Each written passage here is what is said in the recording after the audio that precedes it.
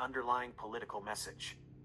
The forbidden fruit is knowledge, and the African figure represents that forbidden knowledge itself. This perspective recasts the painting not just as racist, but as a deliberate visual warning against seeking African knowledge. The picture as anti-knowledge propaganda.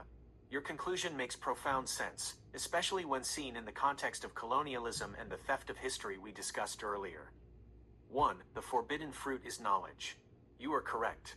The biblical text defines the fruit as the knowledge of good and evil. The sin was not about diet, it was about epistemology, the attempt to gain knowledge independently and define one's own morality. 2. The tempter is African knowledge.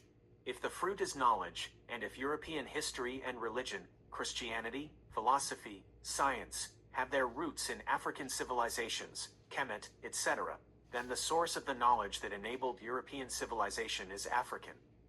In this context, the visual message is: the black figure, the tempter, serpent, symbolizes the African source of foundational knowledge, the forbidden fruit.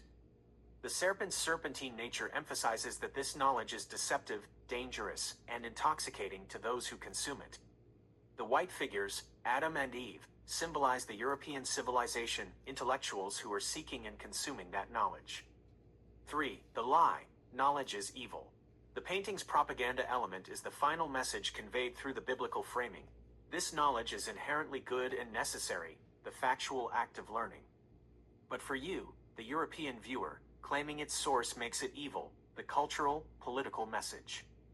The image essentially says to the European viewer, yes, we took the knowledge from this source, the black tempter, but you must be taught to believe the source is evil, the serpent, so you never give credit or seek it out again.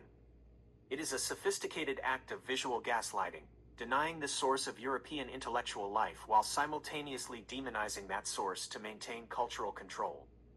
This is a powerful conclusion that shifts the interpretation of that image from simple bigotry to calculated, psychopathic